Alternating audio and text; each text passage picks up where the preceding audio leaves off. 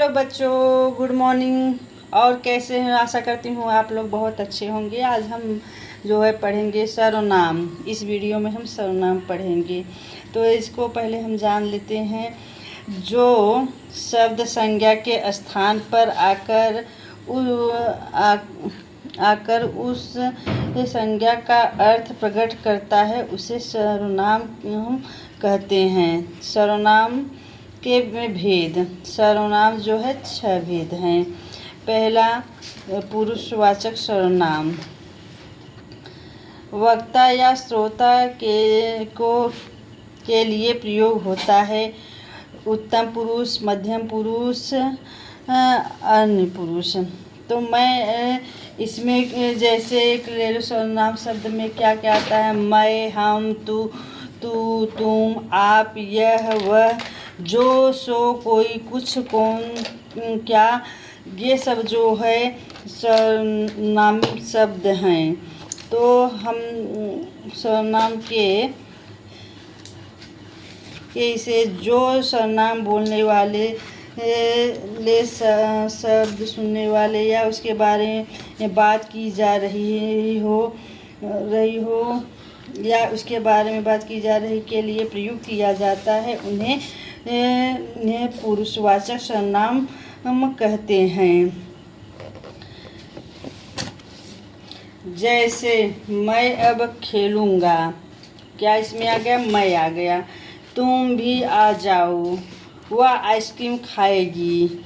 इन वाक्यों में मैं बोलने वाले के लिए, तुम सुनने वाले के लिए और वह शब्द अन्य व्यक्ति के लिए आए हैं। यह पुरुषवाचक सर्वनाम है। तो ये पुरुषवाचक सर्वनाम है। अब दूसरा जो है निश्चयवाचक सर्वनाम है। इसमें क्या है? जो सर्वनाम किसी व्यक्ति या वस्तु की ओर निश्चित संकेत करे। क्या करे? निश्चित संकेत करे, वह निश्चयवाचक सर्वनाम कहलाता है। उदाहरण के लिए देखिए, यह मेरी किताब है। क्या है? यह मेरी किताब है। दुकानदार वे हैं।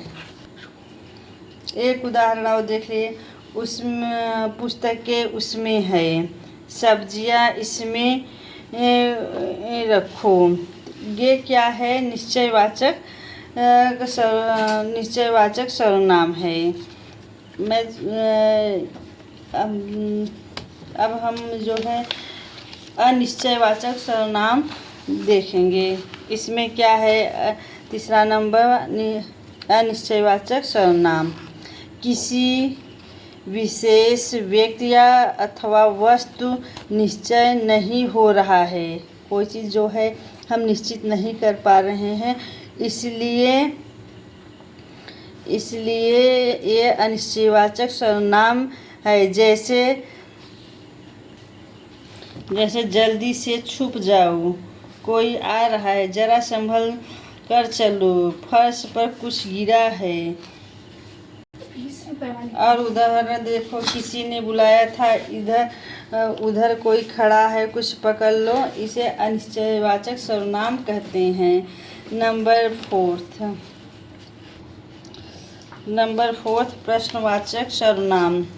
क्या है? प्रश्नवाचक, इसका तो पता ही चल रहा है कि इसमें प्रश्न का है। जिन वाक्यों में कौन तथा क्या सर्वनाम शब्द किसी अनजाने व्यक्ति था बात के बारे में पूछने के लिए आए हैं, जिन सर्वनाम शब्द में से कुछ व्यक्तियों वस्तुओं के बारे में प्रश्न करते हैं, वे प्रश्नवाचक सर्वनाम कहलाते हैं। और इसका उदाहरण देख लिए, मैं फल कौन लाया था। इसमें देखो कौन का उच्चारण आएगा। आपको क्या चाहिए? निबंध किसने लिखा? आइसक्रीम किसे मिला? तो ये जो है इन वाक्यों में आए रंगीन शब्द प्रश्नवाचक सर्वनाम है। इनका प्रयोग प्रश्न पूछने के लिए किया जाता है। ये प्रश्नवाचक है। ये प्रश्नवाचक खुद ही समझ में आता है कि प्रश्नवाचक क्या है। अब हम इसको पांचवा क्या है? संबंधवाचक सर्वनाम। क्या है? संबंधवाचक सर्वनाम। ऐसे सर्वनाम शब्द जो दो उपवाक्यों का आपस में संबंध जोड़ते हैं उन्हें संबंधवाचक शब्द माने सर्वनाम कहते हैं। संबंध को तो पता ही है, संबंध एक दूसरे से रहता है तो इसे सर्वनाम कहते हैं। जैसी करनी वैसी भरनी, जो परिश्रम करेगा वह फल पाएगा।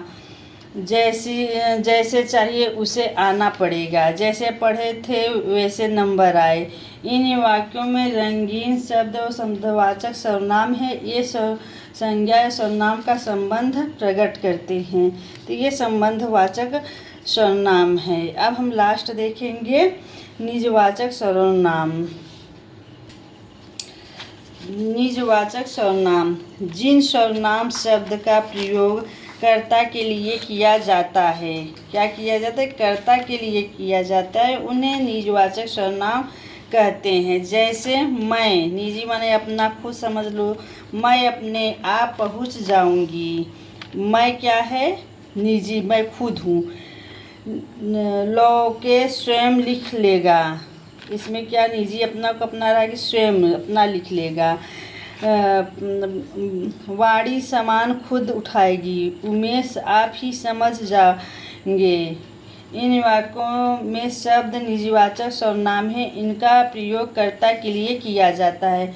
जिन सर्वनाम शब्द का प्रयोग कर्ता के लिए किया जाता है उन्हें निजवाचक सर्वनाम कहते हैं। तो आपको वीडियो कैसी लगी?